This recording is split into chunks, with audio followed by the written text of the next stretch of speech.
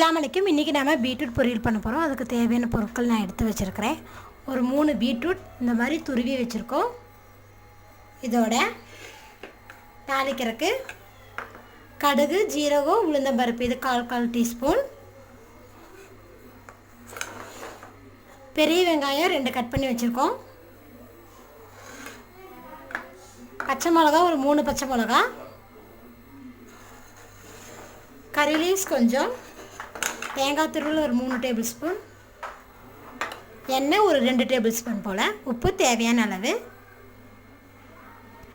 கடாய் சூடாக இருந்தமே ஒரு 2 table spoon போல் எண்ணெய் ஊற்றிக்கலாம். எண்ணெய் காஞ்சதும் நம்ம எடுத்து வச்சுருக்கிற கடுகு, உளுந்து பருப்பு, ஜீரகத்தை போட்டுடலாம்.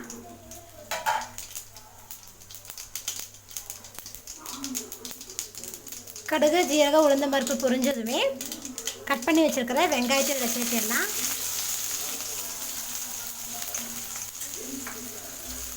வெங்காயம் லேசாக வதங்கினா போதுமானது.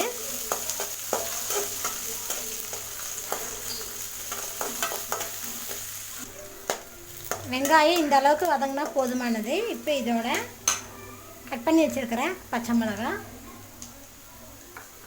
கருவேப்பிலை இது இதோட சேர்த்து வதக்கிக்கலாம். நீங்கள் இதை வதக்கும்போது சிம்மில் வச்சுக்கோங்க.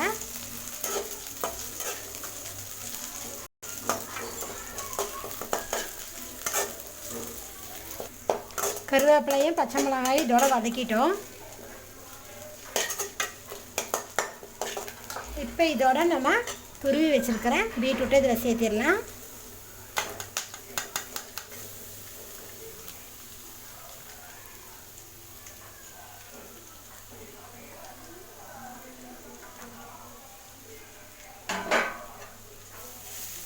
நல்லா மிக்ஸ் பண்ணி விட்டுருங்க.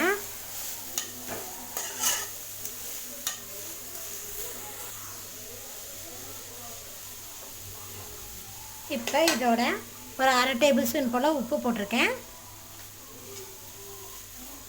உப்பு போட்டது நல்லா மிக்ஸ் பண்ணி விட்டுடலாம்.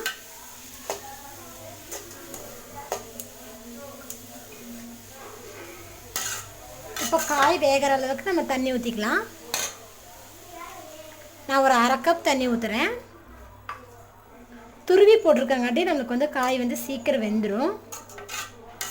சாப்பிட்றதுக்கும் நல்லாயிருக்கும், குழந்தைங்களுக்கு கொடுக்குறக்கும்.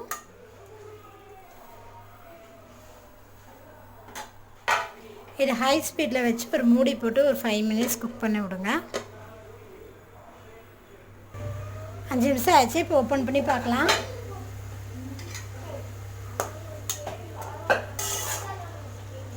பாருங்கள், காய் இன்னும் கொஞ்சம் நம்மளுக்கு வேகணும்.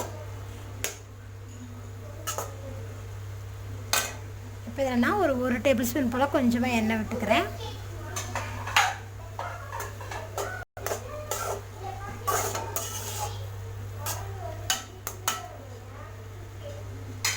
இது ஓப்பன்லேயே ஒரு நிமிஷம் குக் ஆகட்டும். அப்படியே விட்டுறக்கூடாது, இப்படி கிளறிட்டே இருக்கணும், இல்லைன்னா பிடிச்சிக்கும். எனக்கு உப்பு பத்தலை, ஸோ கொஞ்சமாக இதில் உப்பு ஆட் பண்ணுறேன்.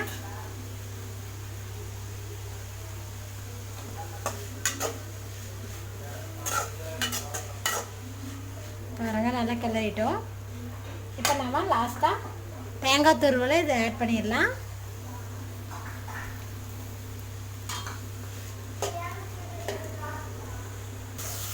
தேங்காய் துருவல் போட்டு நல்லா கிளறி விட்டுடலாம்.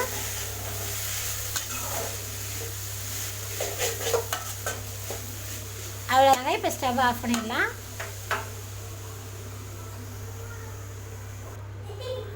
அவ்வளோதாங்க, நம்மளோட ஹெல்த்தியான டேஸ்டான பீட்ரூட் பொரியல் ரெடி ஆயிடுச்சு.